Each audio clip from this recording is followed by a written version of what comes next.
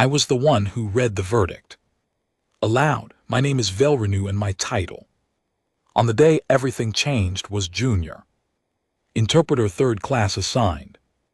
Permanently to what the council called the human file. It was considered a punishment posting. Nobody wanted to spend their career cataloging a species that had not yet left its own solar system in any meaningful way. Nobody wanted to sit through thousands of hours of intercepted transmissions from a planet that had not even managed to stop arguing with itself, so they gave the job to me and I accepted it because I had no other choice.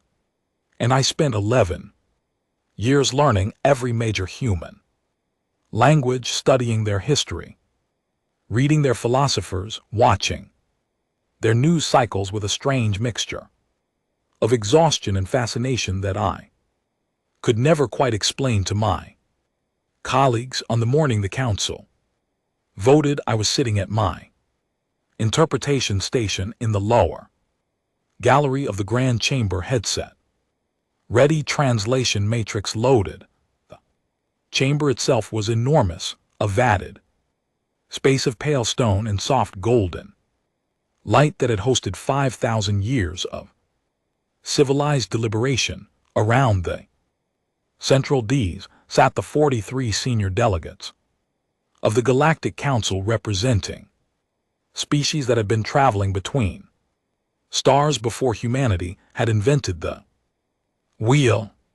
Above them in the upper galleries sat hundreds of observers, clerks, aides, and junior staff like me. The vote took less than 4 minutes. I remember the exact phrasing because I had to translate it in real time into 17 different languages, and the words passed through my mind so many times in those 4 minutes that they carved grooves in my memory I have never been able to smooth away. The resolution read as follows: the species designated Homo sapiens, inhabitants of the third planet of the solar system, catalogued under Council Reference Number 774 Alpha, having demonstrated persistent patterns of internal conflict, resource mismanagement, and technological instability, were to be offered a single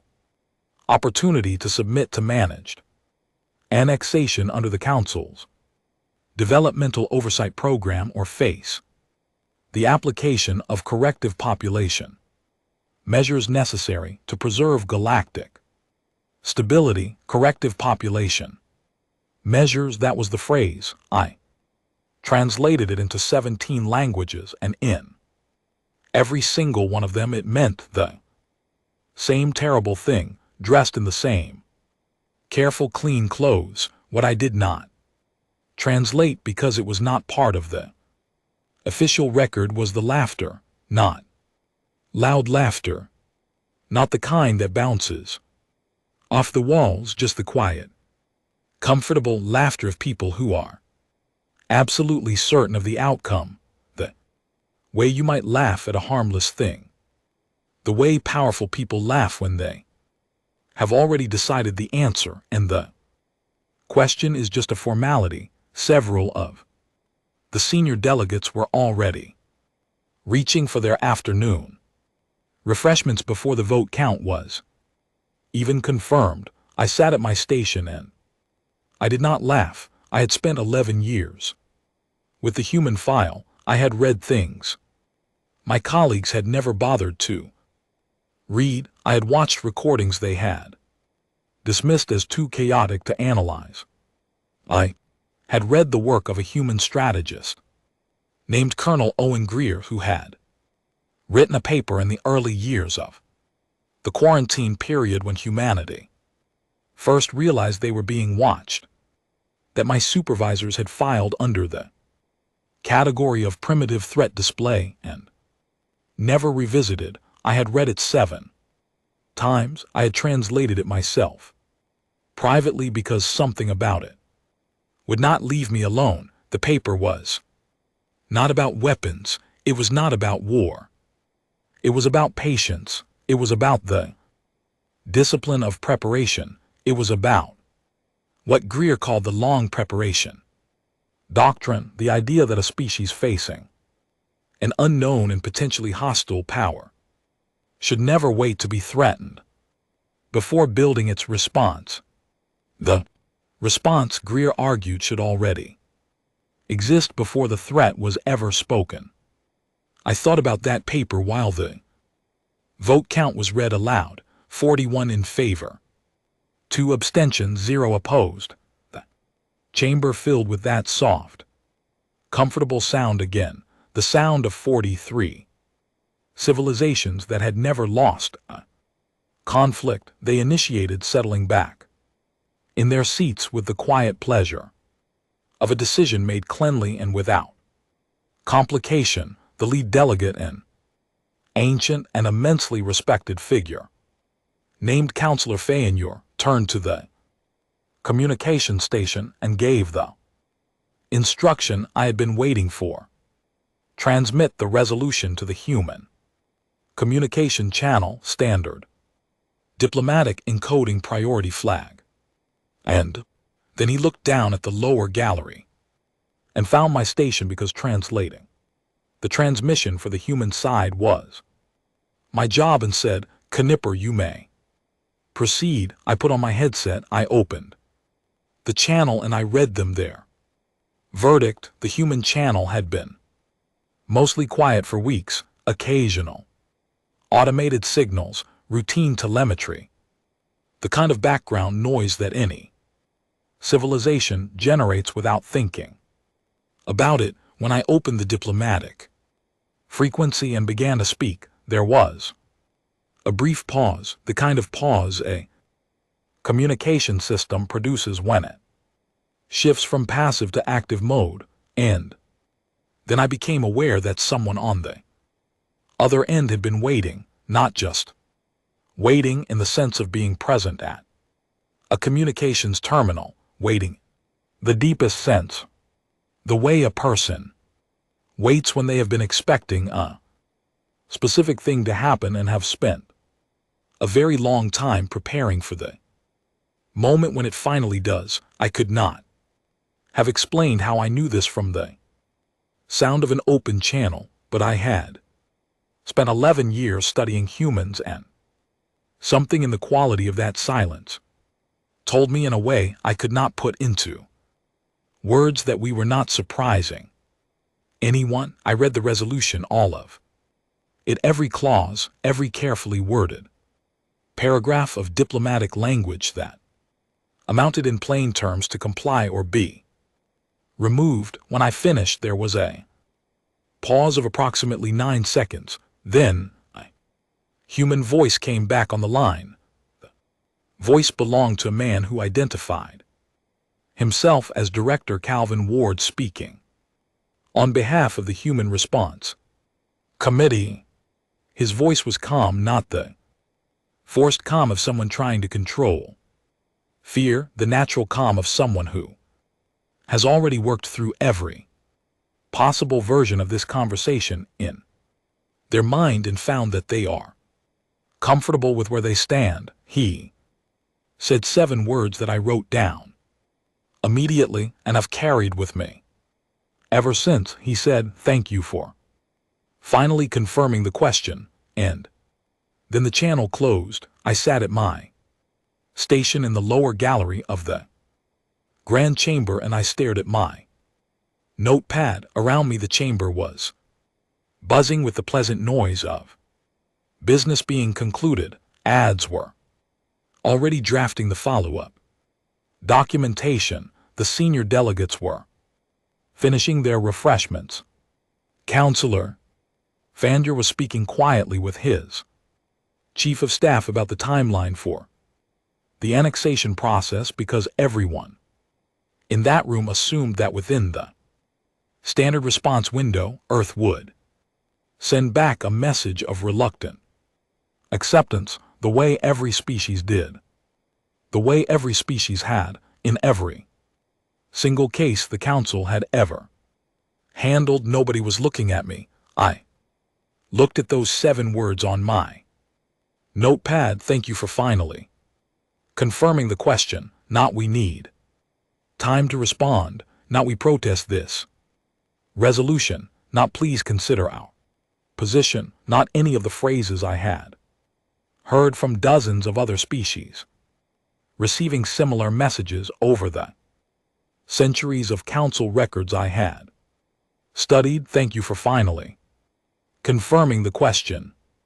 I turned to my monitoring panel and pulled up the passive sensor feeds that ran continuously background of my workstation, feeds that nobody ever really watched because they were considered routine background data.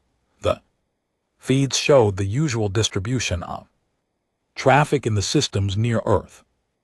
Automated probes, survey drones, the council observation posts that had been quietly watching humanity from a distance for 2 centuries. I stared at the screen, then I looked again more carefully, and I noticed something that I could not explain. Several of the objects that the long-range sensors had been logging for decades at dormant debris, old derelict holes and pieces of dead machinery drifting in the deep dark between stars were moving.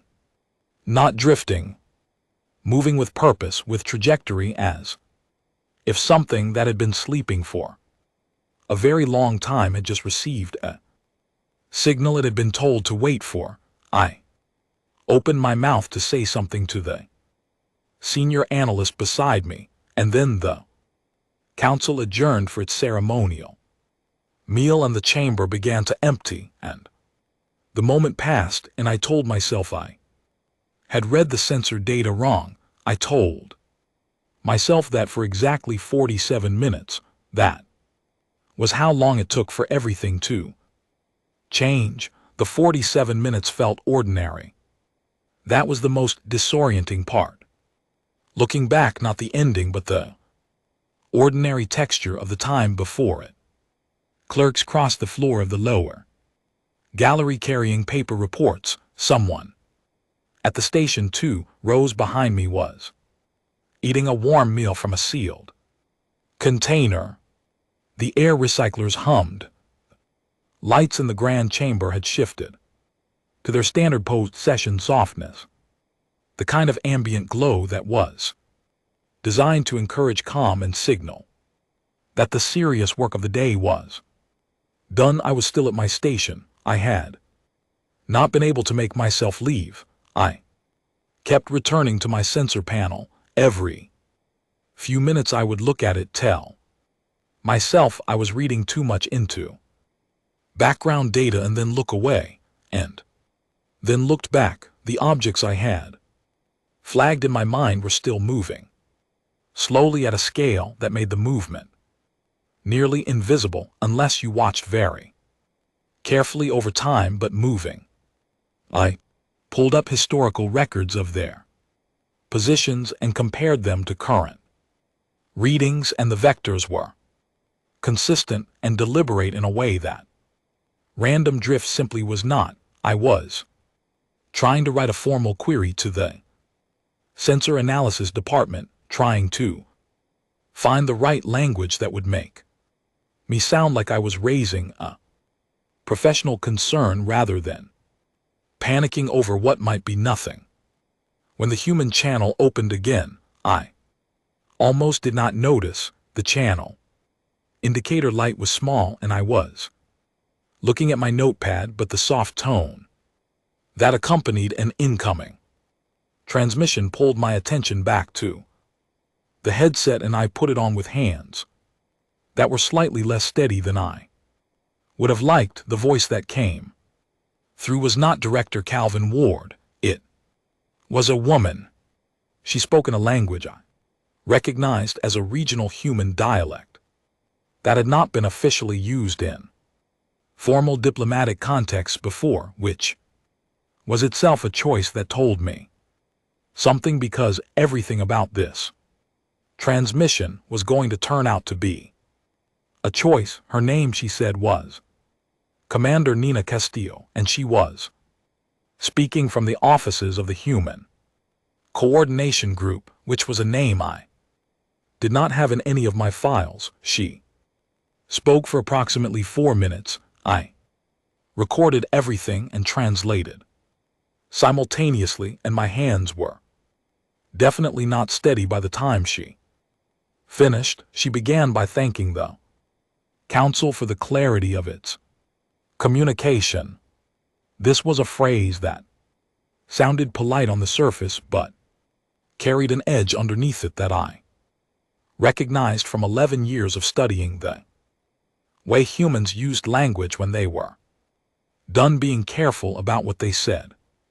She said that humanity had spent 203 years in a state of what she called prepared uncertainty, which she defined as knowing that a confrontation was coming without knowing exactly when or on what terms it would arrive. She said that the Council's resolution had helpfully resolved the uncertainty and that humanity's response was therefore already prepared, and that she was transmitting it now not as a negotiation, but as a notification. I want to stop on that word notification, not a counter offer, not a plea, not even a rejection. A notification, the kind of word you use when you are telling someone about something that has already happened and cannot be undone. She said that humanity did not intend to submit to managed annexation. She said that humanity also did not intend to wait for the Council to determine the appropriate timing and method of what the resolution called corrective measures. She said that in the interest of transparency, which was a word that hit my ear with a particular weight, humanity was informing the Council that its own corrective response had been initiated at the moment the diplomatic resolution was received, and that certain processes were now underway that could not be recalled or reversed. She said this without raising her voice. She said it in the tone of someone reading a weather report. Then she said something that made me set down my stylus. She said that the Council should understand that humanity had not begun preparing when the resolution was sent. Humanity had begun preparing on the day of first contact 203 years ago, when a Council survey vessel had made its first scan of the solar system, and humanity's own astronomers had detected the scan. She said that from that day forward, humanity had operated on the assumption that any civilization capable of reaching them from the stars was also capable of threatening them, and that the appropriate response to this assumption was not to seek reassurance, but to build a deterrent so comprehensive that any rational actor would calculate the cost of aggression against humanity as unacceptably high. She paused here just for a moment, and then she said that she hoped the Council's actors had been rational. And then Commander Nina Castillo said something else. She said that the signal I was receiving was not originating from Earth. It was originating from a relay point inside Council space. She said this not as a boast, but as a data point, the way you might note a fact that is relevant to the situation and that the other party needs to have. She said that humanity had placed relay infrastructure throughout what the Council considered its secured territorial zones over the past several decades, using vessels that had been classified by Council censors as commercial survey ships and independent scientific probes. She said that this infrastructure had served two purposes. The first was communication. The second she did not name directly. She simply said that it was the other part and that it was already running. I ripped the headset off and stood up. Analyst behind me looked over at me with mild surprise. I was breathing in a way that was difficult to conceal. "Everything all right?" he asked. I looked at my sensor panel, the objects I had been tracking, the ones that had been drifting for decades in classified records as dead machinery and old debris, were moving faster now, not fast enough to trigger the automated alert systems which had been calibrated for high-speed council vessels and known threat signatures, but faster than before, and there were more of them than I had originally counted. There were many more of them. I sat back down. I pulled up every passive sensor feed available to my station, feeds from border outposts, deep system observatories, traffic monitoring relays. I filtered for the specific mass signatures and thermal profiles of the objects I had been tracking, and then I sat very still for a long moment while my translation matrix ran in the background and the warm smell of my colleague's lunch drifted past me, and the lights hummed their soft post-session hum. The objects were not in one place. They were not clustered near Earth or near the edges of human occupied space where the Council's strategic planning models would have expected a human deterrent to be positioned, if it existed at all, which the Council's strategic planning models had concluded it did not.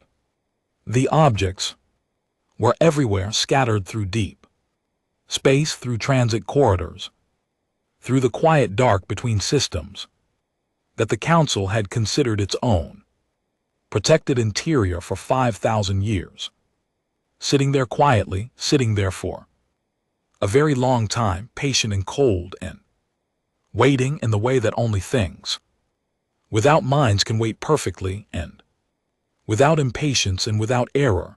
I counted the sensor signatures I could find from my station alone with the access level of a junior interpreter, third class, and I stopped counting at 400. Then I pulled up Commander Castillo's transmission again and listened to the part I had almost missed because my hands had been shaking.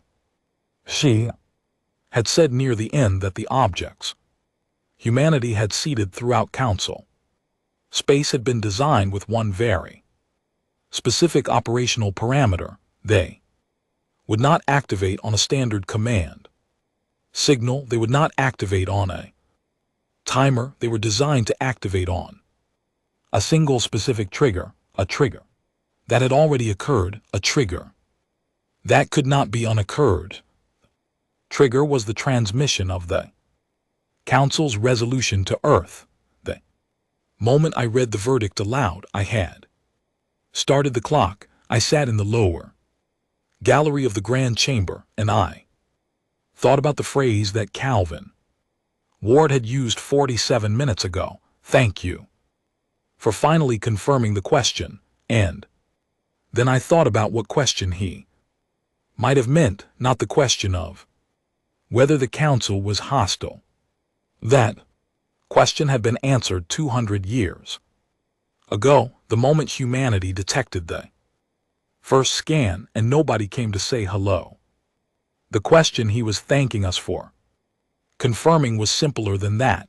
The question was, is it time? And we had confirmed that yes, it was time. We had confirmed it in 41-0 with 2 abstentions, with refreshments and laughter and the comfortable noise of a decision made cleanly. We had confirmed it, and we had not even known we were answering. The first alert chimed at my monitoring station 11 minutes later. It was not a large alert. It was the kind of soft, uncertain signal that the automated systems generated when they encountered something that did not quite fit their existing categories.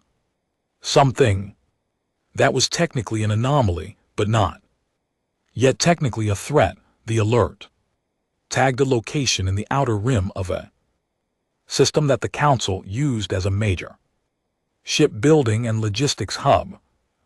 System so deep inside Council territory that it had not been considered security zone in living memory.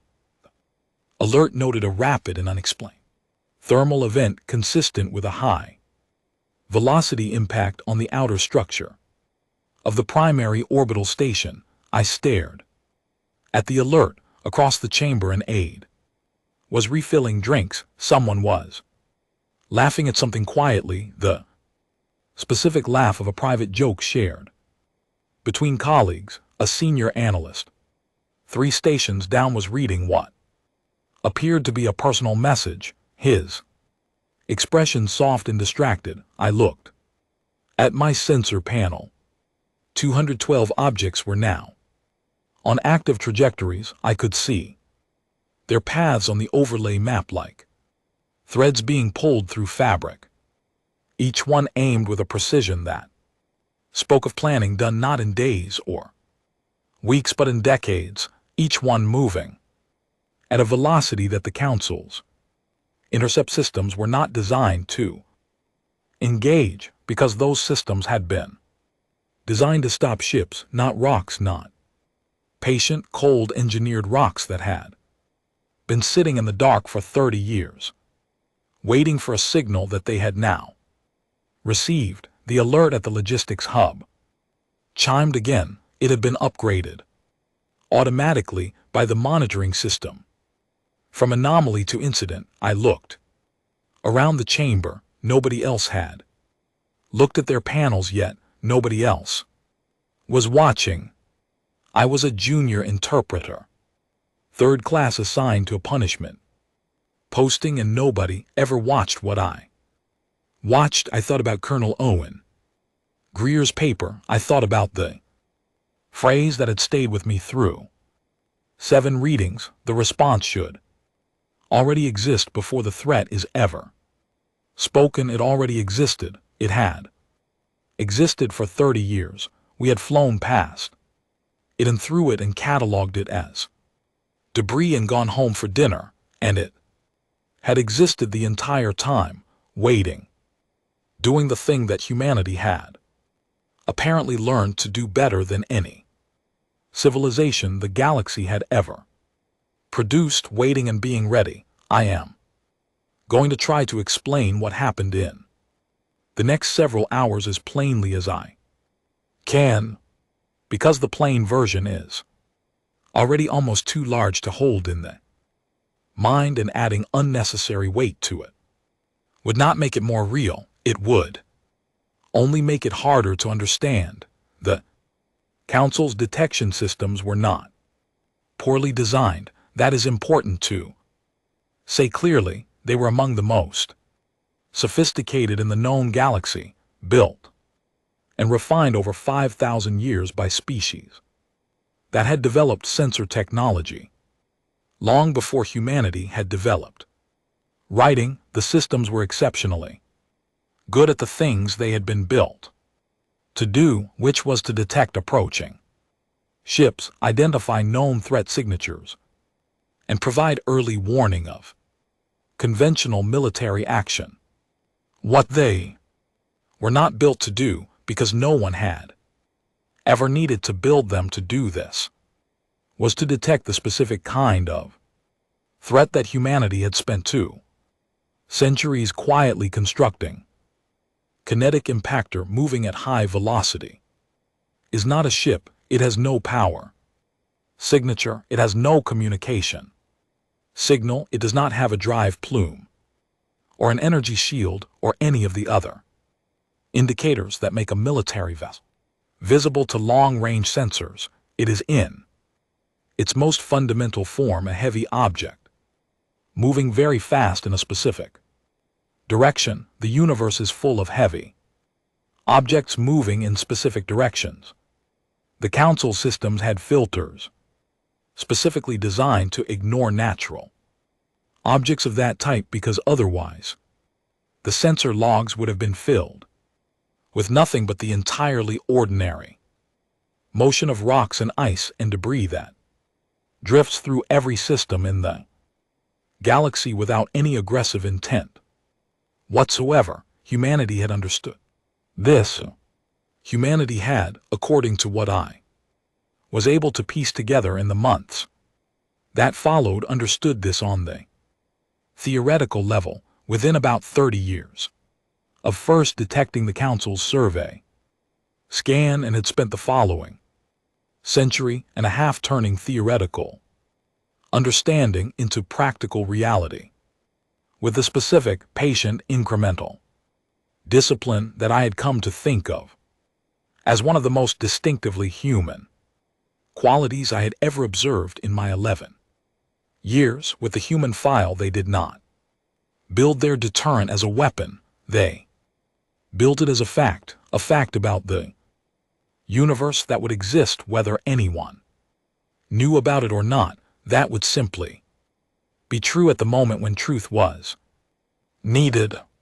The way that the sharpness of a blade is true whether or not the person holding it has announced their intention. The impacts did not all happen at once. I think some people reading accounts of that period imagine a single catastrophic moment, everything ending at the same instant in a single overwhelming wave. It was not like that.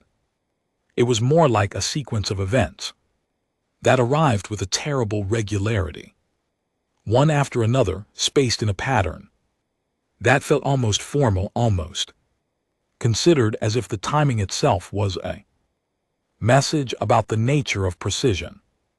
The logistics hub in the outer rim, then a Council military coordination station in a system 3 transits away, then a fuel processing installation that had been considered so far from any known human presence that it appeared on zero strategic threat assessments, then a communications relay that served 12 border systems simultaneously, which went dark so abruptly and so completely that the monitoring systems flagged it as a technical failure before anyone realized what had actually happened.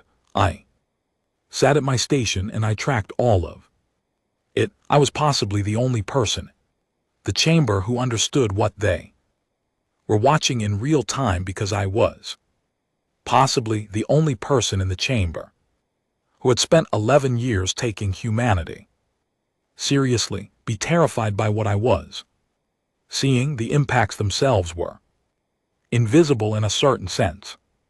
There was no fire, no visible explosion, not in the way that a beam weapon or a conventional strike produces fire and light, high-velocity kinetic impact at the scales humanity had engineered produces something that looks from a sensor perspective less like an attack and more like a location ceasing to exist. The energy of the impact converts everything it contacts into heat, and the heat radiates outward, and where there was something, there is now a rapidly expanding cloud of very hot gas and very fast-moving debris. It happens very quickly. It is very final. The Grand Chamber did not receive official notification of what was happening for 43 minutes after the first impact. This was partly because the systems that would normally route such alerts had been recalibrated to exclude what looked like natural debris impacts from routine reporting, which was itself a consequence of humanity's design philosophy. And it was partly because the first 3 or 4 incidents had been categorized by regional monitoring posts as separate and unrelated anomalies, which was an understandable mistake for a civilization that had never imagined this specific scenario and therefore had no trained pattern recognition for it. When the notifications finally began to arrive in the chamber, they came quickly, one after another, and then in groups, and the sound of the chamber changed. I have been trying to find the right word for the sound a room makes when the people in it begin to understand something they cannot yet fully process. It is not quite silence, it is the sound of people stopping what they are doing without consciously deciding to stop. It is the sound of a collective intake of breath.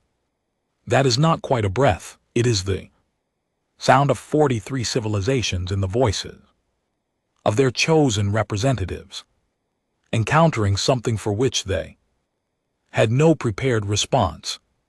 Counselor Fandier stood at the center of the chamber and listened to his chief of staff read out the accumulating reports, and I watched his face from the lower gallery because I had been watching faces for 11 years, and I had learned to read the specific expression that crosses a being's face when the model of the world they have carried in their mind for a very long time turns out not to match the world. The model they council had carried was this: humanity was young, primitive, internally divided, and technologically limited. Humanity had shown no evidence of interstellar military capability. The quarantine had been in place for 2 centuries and had been monitored continuously. There had been no sign of preparation, no unusual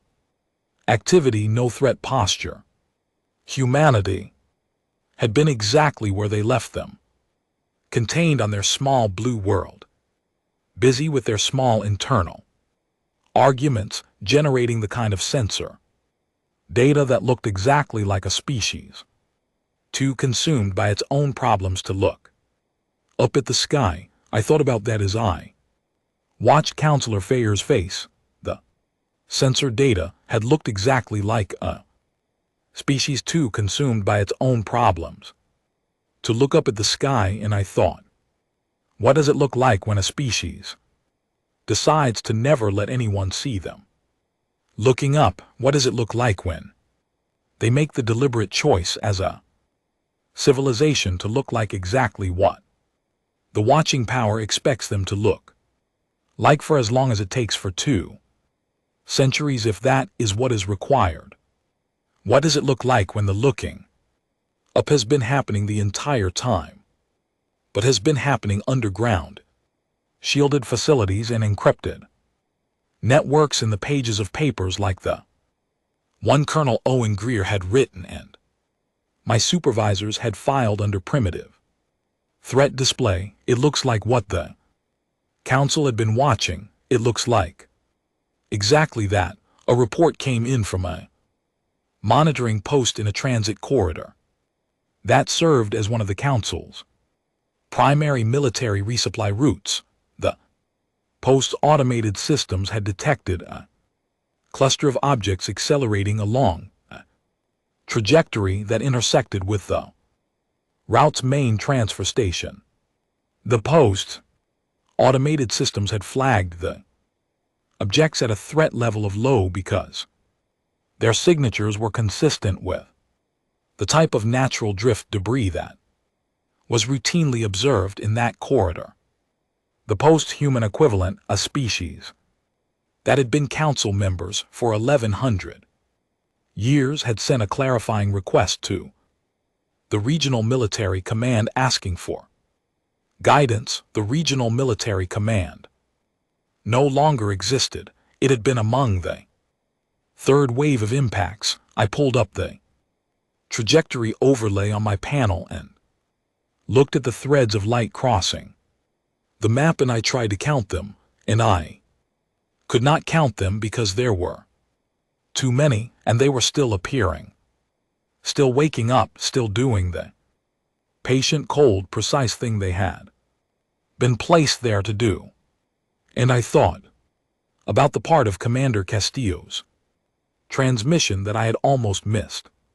She had said the objects were designed to activate on a single specific trigger. The trigger was the transmission of the Council's resolution To Earth, this meant that the moment I opened the diplomatic channel and spoke the words of the resolution into the human communication frequency, the moment I translated 43 civilizations' unanimous decision into the language of a species they had judged too primitive to resist, I had sent the signal that every single one of those objects had been waiting for. I had done it personally, with my headset on and my translation matrix open and my hands steady on the console. I had been the one who started the clock. I sat with that knowledge for a long time.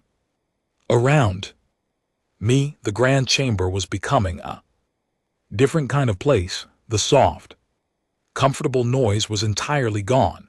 In its place was the very specific quality of sound that fills a space when people who have always been certain suddenly are not, when the systems and assumptions and ranks and protocols that organize a room begin to lose their organizing power because the situation they were organized to address no longer exists. Counselor Fondier called for a military emergency assessment.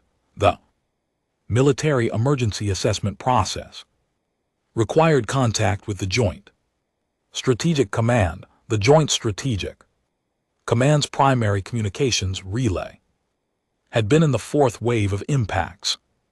The backup relay system had been in the sixth.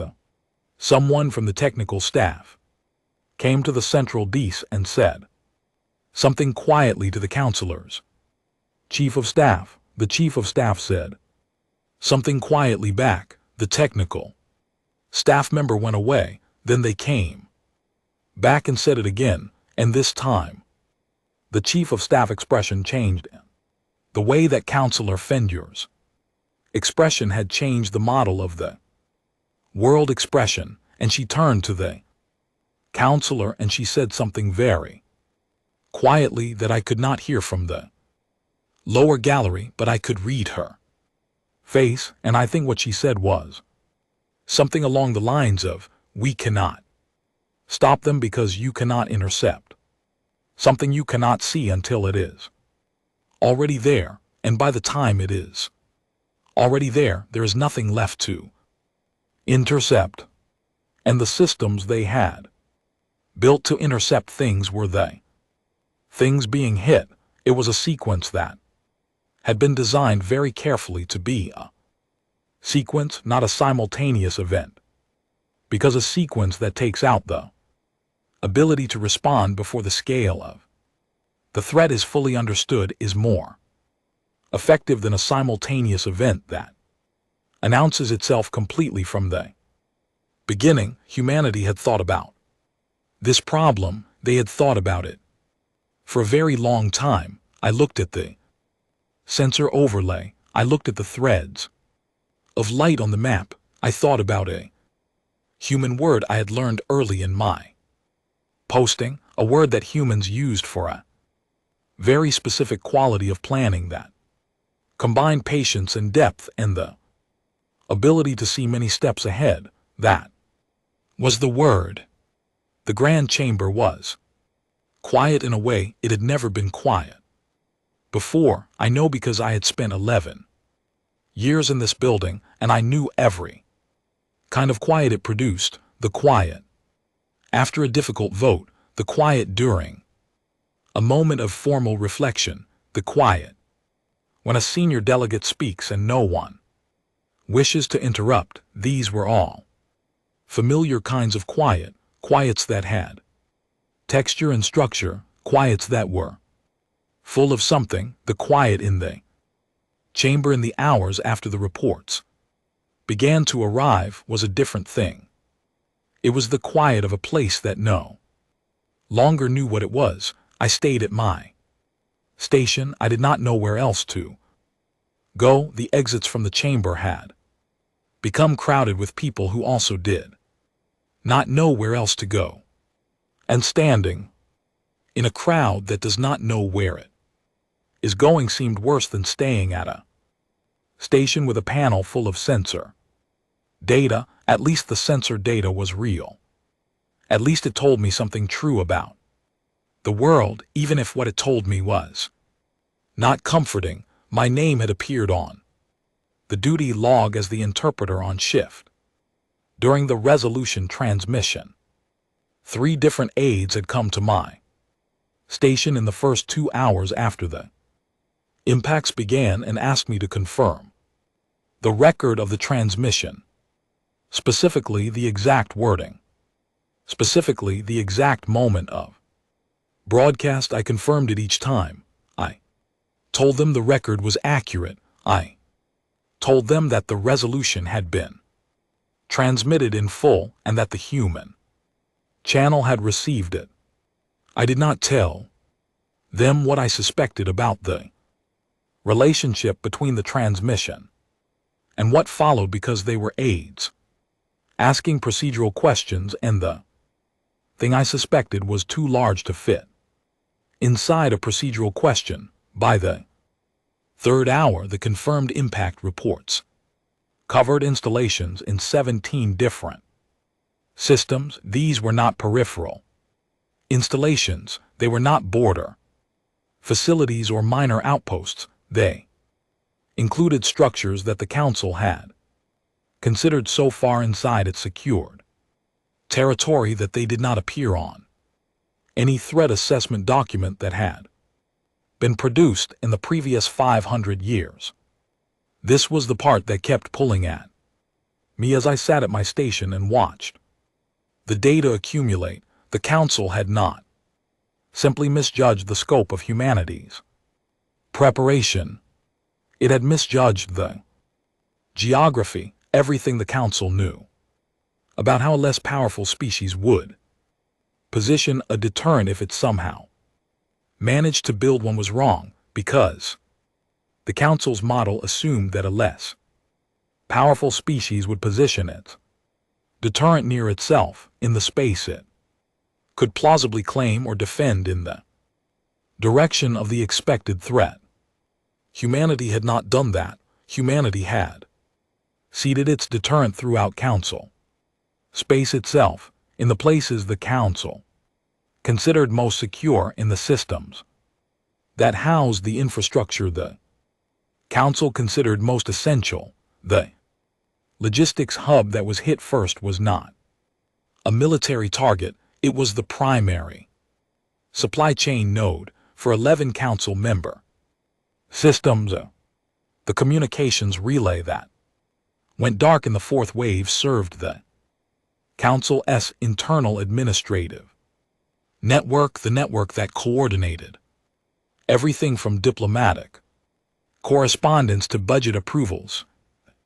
Military coordination station in the 2nd wave had been the headquarters for the Council's rapid response fleet command, the fleet that would have been tasked with any action against Earth. Humanity had not aimed at the edges.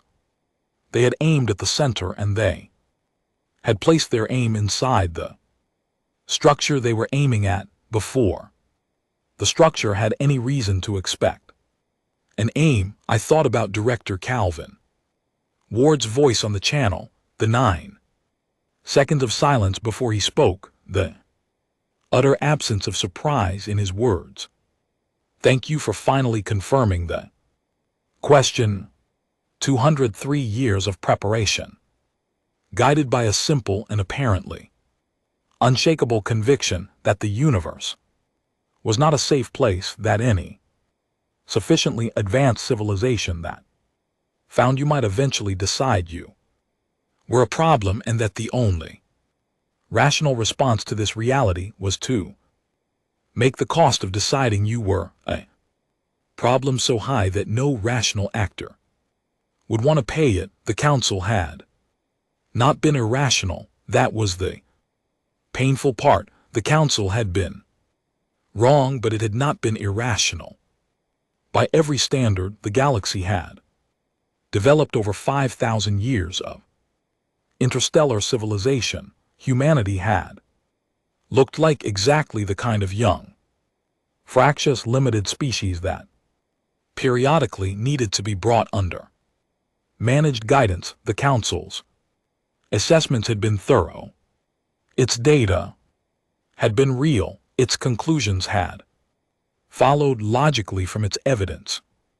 The evidence had just been incomplete, not because humanity had hidden things badly, but because humanity had hidden things with an almost incomprehensible level of discipline and consistency over 2 centuries, and because the council had decided very early that humanity was not worth the close attention that would have been required to notice the hiding. Contempt is a very expensive thing, though.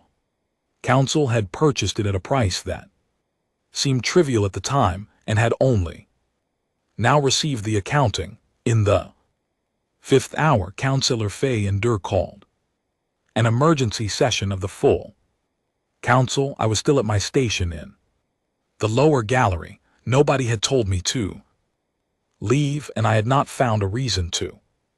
The senior delegates reassembled at the central dais with a slowness that was not about physical effort, but about the weight of what they were walking back into. The councillor attempted to open a military response review. The report he received from the surviving members of the tactical advisory staff was that there was no military response currently available that could intercept the confirmed active trajectories. The objects were moving too fast and had been logged by the sensor systems under categories that flagged them as not requiring intercept response. Changing the sensor filters to flag them would allow future objects to be detected. It would not affect the ones that were already on terminal trajectories. The councillor asked about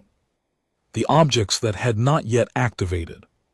There was a long pause. The tactical advisor said that based on sensor data available from the surviving monitoring stations, it was estimated that the number of objects in council space that had been seeded by human preparation activities was significantly larger than the number that it activated. He said, significantly larger in the careful way of someone who means many times larger, but does not want to be the person who says that number out loud in a formal session. The councillor asked if there was any way to locate the inactive objects. The tactical advisor said that passive scanning of the relevant mass categories had been initiated, but that the objects were designed to be sensor invisible at range and would only become clearly identifiable within a window of a time that was insufficient for intercept. The councillor asked if there was any way to communicate with humanity and negotiate a halt to the active trajectories. The tactical advisor said that the active trajectories were not guidance controlled. They did not receive commands. They were, in the most fundamental sense of the term, already done. The decision that launched them had been made some time ago, and what the council was currently watching was not an ongoing action, but the conclusion of a completed one. The chamber was very quiet. I wrote down everything I was hearing. I had been trained to transcribe, and I was transcribing. I do not know what else I would have done with my hands. Then something happened that I had not expected and that I still think about when I try to understand the full weight of what the galaxy was facing. The human channel opened again, not as a response to any contact from the council. Nobody in the chamber had attempted to reach Earth. There had been discussion of it, and no agreement on what to say, and the discussion had been going in circles for 2 hours. The human channel opened on its own, unprompted, and the tone that filled the lower gallery was quiet and clear and steady. A different voice this Time, not Director Ward, not Commander. Castillo, a younger voice, I thought. Though assigning age to human voice was an imprecise skill, even after 11 years, the voice identified itself as belonging to a man named Oliver Crane, serving as spokesperson for the Earth Coordination Assembly. He spoke for about 6 minutes. He spoke calmly and clearly and without hostility. He acknowledged the ongoing events. He described them not as an attack, but as the activation of a deterrent system, specifically designed to make unprovoked aggression against humanity structurally impossible. He said that humanity's intent had never been conquest or expansion or control. He said that humanity wanted exactly what it had wanted on the day it first detected the Council survey scan, to be left alone to develop at its own pace and to be confident that no external power would unilaterally decide to end that development because it found humanity inconvenient. He said that humanity regretted the loss of life and infrastructure that had resulted from the activation of the deterrent system. He said this in a way that sounded genuine to me, and I had learned over 11 years to tell the difference between genuine regret and diplomatic language, wearing regret as a costume. He said that if the Galactic Council had wanted a different outcome, the path to that outcome had been open from the first day of contact, and that path was called introduction and conversation, and the simple basic recognition that a civilization that has survived long enough to reach the stars has survived for reasons worth understanding. Then he said something that I did not understand immediately, and I've spent a great deal of time thinking about since. He said that the deterrent system was not fully deployed. He said that the objects which had activated represented a fraction of what humanity had put in place over 2 centuries. He said that the remaining objects were still in their positions throughout Council space, still sensor invisible, still waiting, and that they would remain in that condition indefinitely unless humanity felt they were needed. He said that their presence was not a threat but a fact about the universe, the same way that the distance between stars is a fact about the universe, a fact that could not be undone, but one that also would not harm anyone who understood it and behaved accordingly. He said that humanity was prepared to discuss a new framework for relations between Earth and the galactic community, beginning from the premise that humanity was a full and sovereign participant in that community and not a subject for management, oversight, or correction. He said that the channel would remain open. Then he stopped talking and the channel went quiet but did not close. I sat at my station in the lower gallery of the Grand Chamber, and I listened to the open channel too, the soft hiss of it, to the fact of it being open, and I thought about how different that open channel sounded now than it had sounded 47 minutes after Council's vote, when I had thought it sounded like patience. It still sounded like patience, but I understood the patience now. It was not the patience of waiting to be heard. It was the patience of a civilization that had already done everything it needed to do and was now simply waiting to see whether the rest of the galaxy was going to be sensible about what happened next. The weeks that followed were not a period of chaos, though I think many people who were not present in those weeks imagined that they were something stranger and in some ways harder, which is the period of adjustment that comes after a very Large thing has changed, and the people, who have to live in the changed world, are still trying to understand what it means to do that. The council did not dissolve. I want to be clear about that, because I have seen accounts that suggest it did, and those accounts are not accurate. The council continued to meet. Councillor Fandur continued to chair sessions. Reports were filed. The clerical apparatus of 5,000 years of galactic governance continued to function in the ways that large institutional systems continue to function, because institutions are very good at continuing to function even when the purpose for which they were built has been fundamentally altered. What changed was the nature of the authority the council could claim. Before, the council had operated on the assumption that its authority derived from its power, and that its power was simply a fact about the universe that did not require demonstration, because it had never been meaningfully questioned. The species that were members of the council were members because they had accepted that authority. The species that had been brought under managed annexation had accepted that authority because the alternative was not available to them.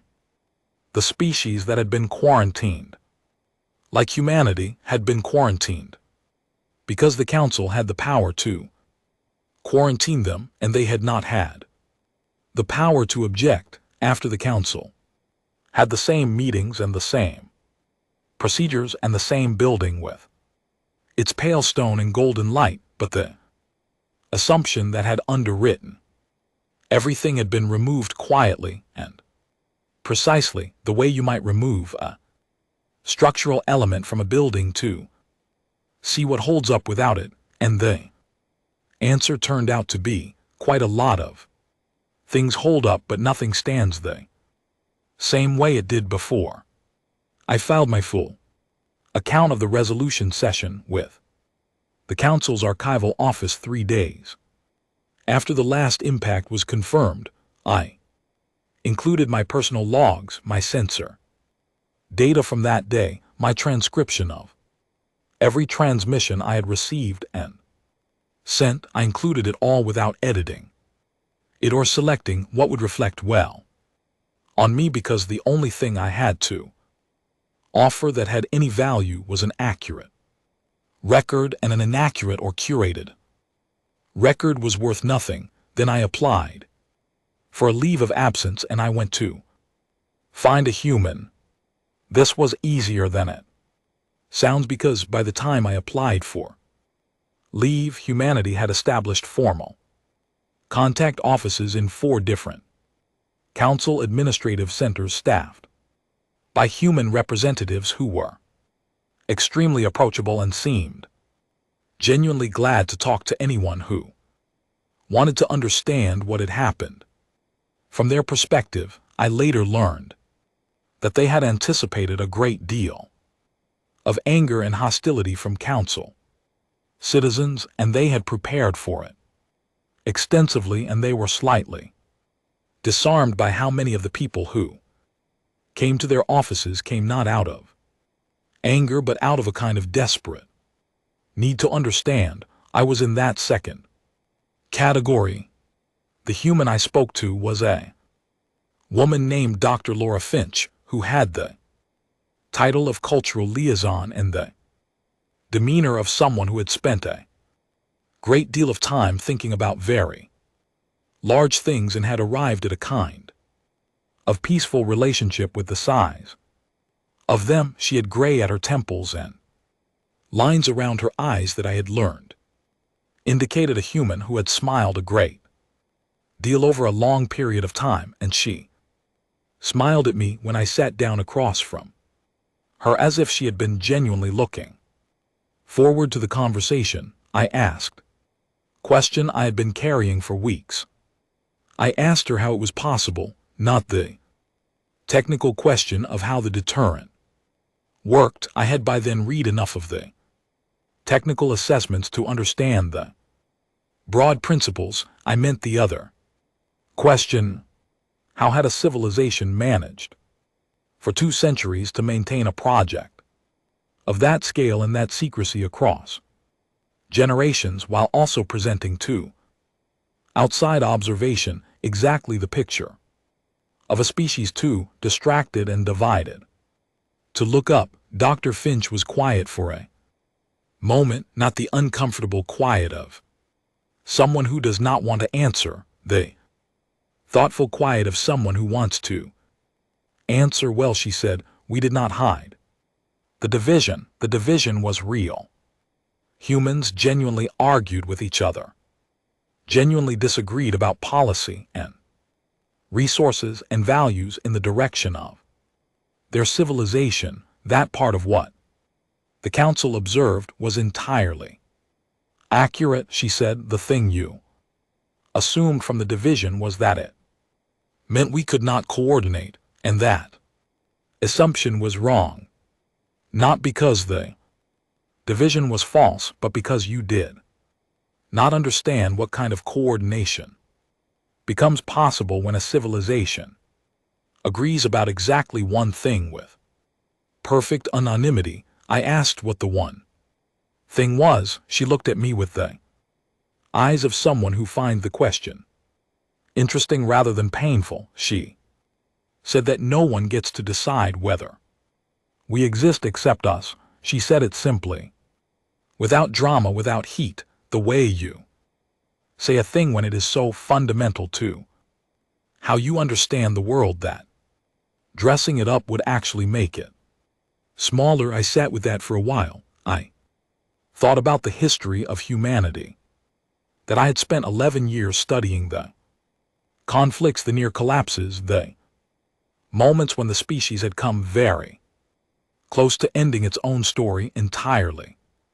and then the long, stubborn continuance, the rebuilding, the relentless, sometimes ugly, sometimes beautiful refusal to stop. I thought about Colonel Owen Greer's paper, the one my supervisors had filed under primitive threat display. It was not a threat display, it was a design document. It was the first draft of a project that 2 centuries of humans had then built, quietly, generation by generation, the way you build a cathedral, with the understanding that the people who lay the foundation will not live to see the spire, but that does not make the foundation less real. I asked Dr. Finch if humanity had considered that the deterrent might never need to activate, if they had considered the possibility that the council might simply leave them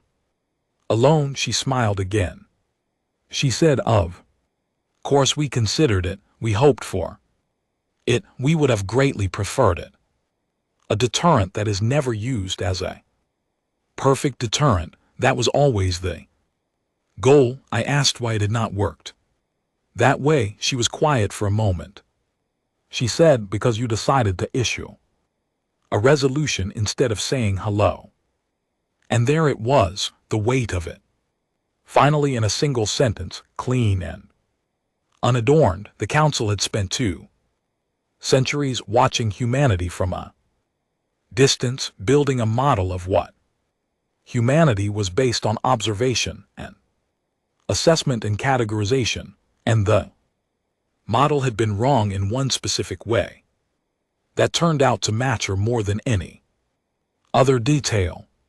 The model had decided that humanity's internal difficulties made humanity weak, and it had never considered that a species which has survived every difficulty it has ever faced might have developed, as a consequence of that survival, a specific and deeply held conviction about its own capacity to survive further difficulties, including this one. We did not say hello, we issued a resolution, and in doing so we confirmed the question that had been waiting 200 years for an answer, and the answer was already built and in place and ready.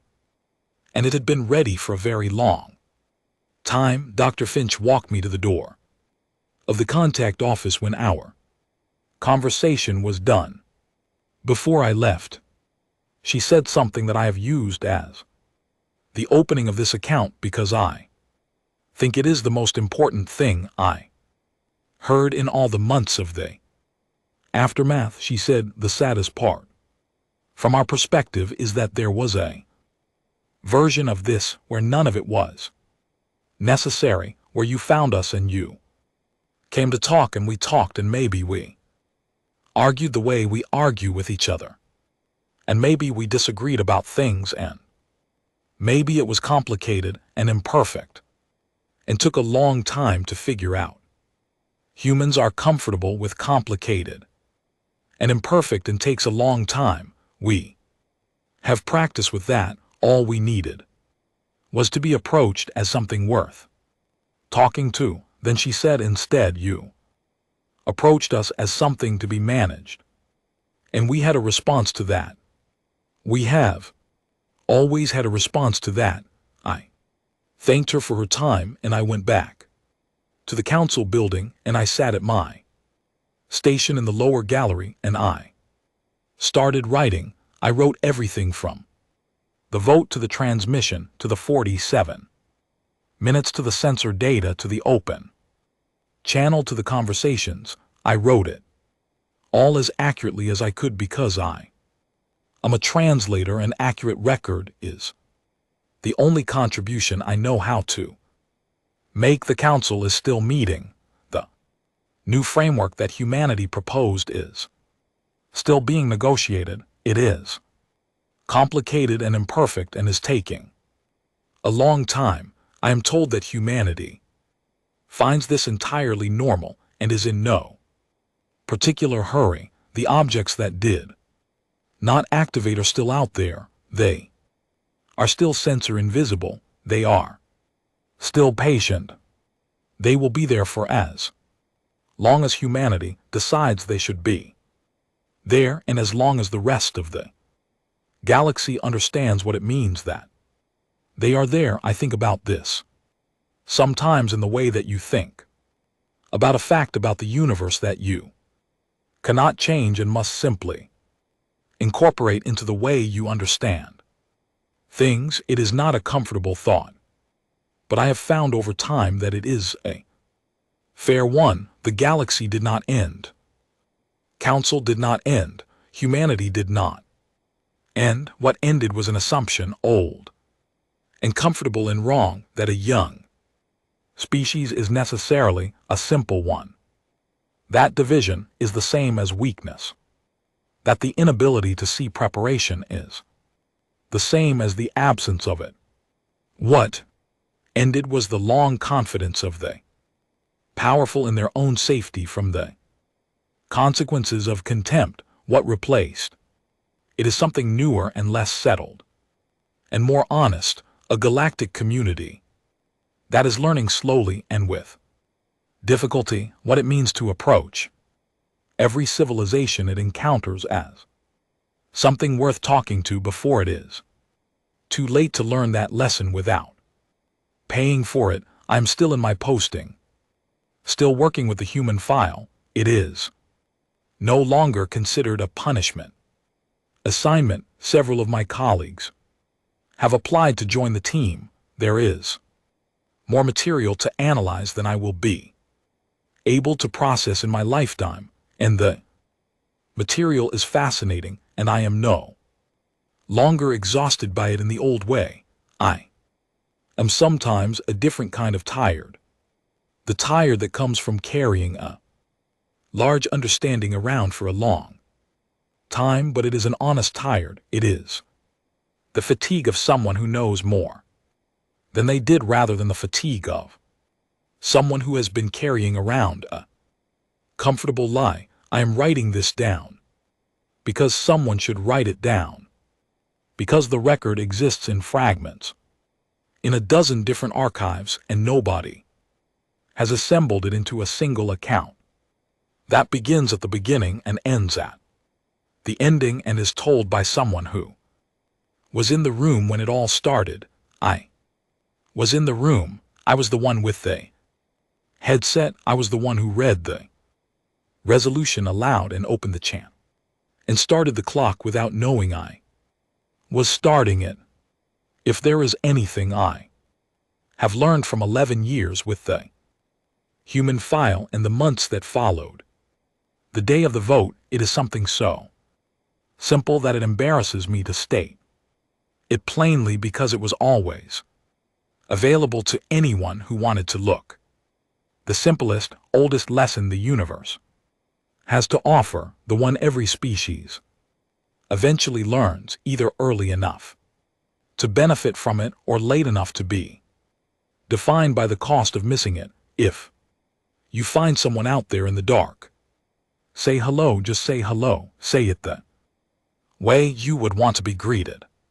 Say it with the recognition that what you are looking at has earned its existence through every difficulty it has ever survived, and that surviving things tends to leave a species with very firm opinions about whether it intends to go on surviving. Say hello before anything else, before any resolution or assessment or managed annexation or corrective population measure, before you check whether they look like something that could threaten you, before you decide they are too primitive to have thought of things you have not thought of, before you do anything else at all. Say hello, because the alternative is what we chose, and we chose it in 41-0 with 2 abstentions, with refreshments and quiet laughter in a beautiful chamber full of